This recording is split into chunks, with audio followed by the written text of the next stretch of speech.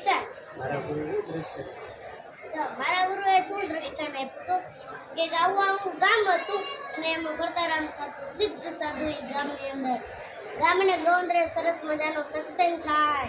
સત્સંગ પૂરો થાય એટલે બધા પગે લાગી જાય.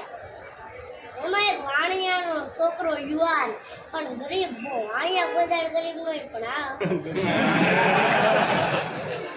વાણિયા કોઈ ગરીબ નહીં તે ગરીબ બહુ બધે પગે લાગીને જતો રહે. કોઈ એને એક દિવસ સાધુએ ભાઈ તું કેમ એને સવારથી સાંજ સુધી મહેનત કરશો રાત્રે ખાવાના રોટલા ખાતું. ગુરુ દયાળુ બોલો આંખ બંધ કરી અને આ માણાનું પ્રારબ્ધ હતું. અને પ્રારબ્ધમાં તો દેખાણું કે આની તો આખી જિંદગી દુઃખમય છે.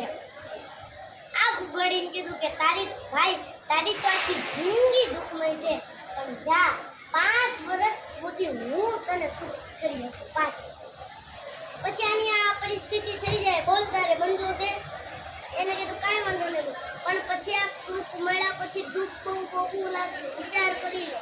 એને કીધું કાંઈ વાંધો નહીં ગુરુ 5 વર્ષ તો 5 વર્ષ સુખી કરે.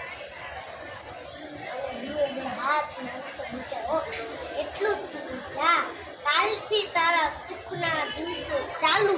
5 વર્ષ સુધી તારે ત્યાં ઘર ખૂટશે. જા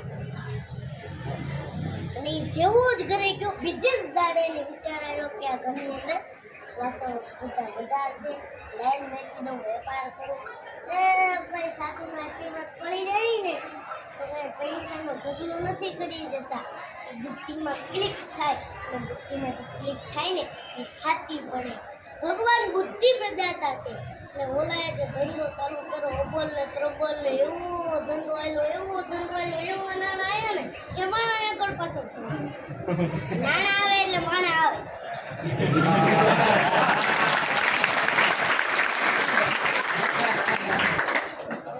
પૂછું ભાઈ તારે લગ્ન કરો છોકરી આપી લગ્ન અને પછી વિચાર આ બધા તમારે બધા સમજવા જેવી વાત છે કે ભેગું કરવું જ નથી. કાલ હું જમીન લઈ બંગલા લઈ એફડી કરી પૈસા મેળવી આ કરી તે કરી બોલાનું કરી તોય મારા ભાગ્યમાં 5 વર્ષ પછી નથી.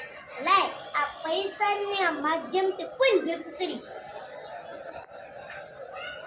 મોટા સત્કર્મ કરાવે કુવાઓ કરાવે વાવું બનાવે જેમ તે અનેક ક્ષેત્રો ચાલુ કર્યા. સંતોને બોલાવી મોટા સત્સંગના પારાયણો કરાય અને પછી 5 વર્ષ પછી ઓલા જે સાધુ હતા સિદ્ધ સાધુ પાછા ગામમાં આવ્યા. આખું ગામ પાછું ભેગું થયું. ઓલાને તો ભાઈ આ ગુરુ ફેલાતો દોડતો આવ્યો ગુરુમાં ધન્યવાદ કરવાનો.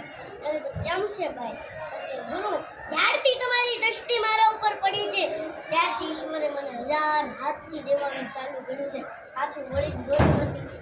ગુરુ હું કહે ને 5 વર્ષમાં મને ખબર નથી પડી. 5 વર્ષ કેમ જતે રહે એ ખબર નથી પડી. ગુરુ એ કીધું કે યાર 2 દિવસ પછી તારે 5 વર્ષ પૂરા કરવાના છે. જે પરિસ્થિતિ એ જ ચાલુ કાંઈ વાંધો નહીં ગુરુ. 5 વર્ષમાં મારે જે કરવાનું હતું ને એ મેં કરી લીધું. કોઈને બહુ ગમ્યું અને કે કાંઈ સાધુ કરીને બંધ કર્યું અને સમાધિમાં જામ જોયું ત્યાં તો ઈશ્વરના દરબારમાં ચોપડા પુણ્યના જમા ભગવાન એનું જે ભાગ્ય લખ્યું હતું ને એની જગ્યાએ ફેરવી નાખ્યું કે આ જીવન સંપત્તિવાન રહે.